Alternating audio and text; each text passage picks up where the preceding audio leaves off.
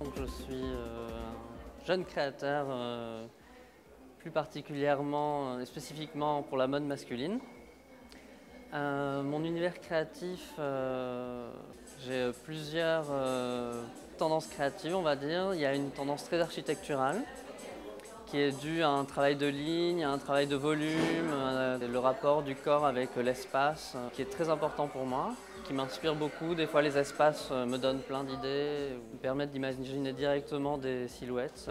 J'ai aussi, au niveau de la matière, je suis souvent inspiré par l'ambiance un peu sauvage, le naturel.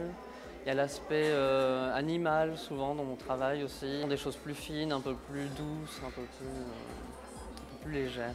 Alors Balenciaga, ça a été une très belle expérience pour moi parce que il y a quelque chose d'unique en fait. Et le défilé, c'était vraiment un défilé pour moi d'ovni, c'était des objets qu'on ne peut pas deviner, qu'on ne peut pas imaginer. Et c'est vrai que j'ai travaillé aussi pas mal le costume. Là, on va dire que c'est ma première collection prêt-à-porter masculin, même si elle est quand même un peu exceptionnelle, dans le sens où on a des pièces qui sont quand même difficilement portables ou on va dire pour des soirées vraiment exceptionnelles.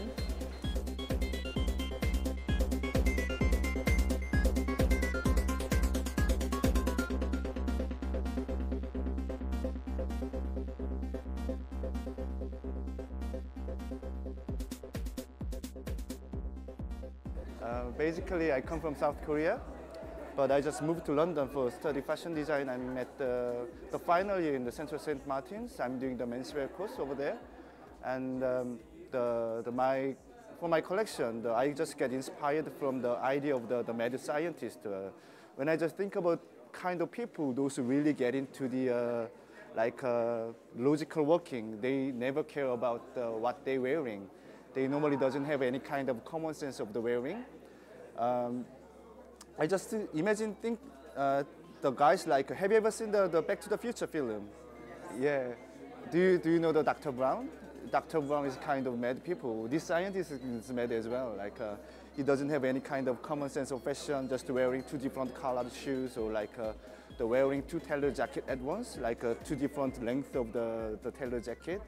It's more like a styling and it's more like the color palette. I just want to show up the new way of the wearing. I think the menswear, the reason why I'm doing the menswear is I want to design what I want to wear. I just want to make him look clever and smart and then like chic. The main idea is about the little bit quirky but fashionable as well. Actually, I don't get inspired from the designer, but there is some label what I want to wear, such as a Marni or like a Lanvin or Dries Van Noten or things like that. We don't want to get the stress and then just to go to the closet and then just picking up the clothing and then wear it and oh, that's nice and that's the fashion I think. Yeah.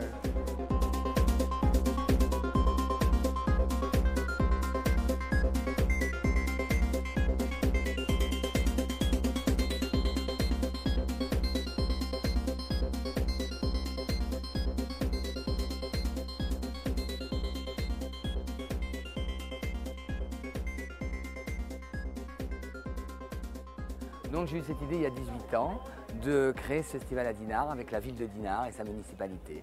Voilà, ça s'est fait tout naturellement. L'envie de justement enlever ces sentiers battus, d'aller à des défilés où on peut pas y aller. Il n'y a que les professionnels qui vont.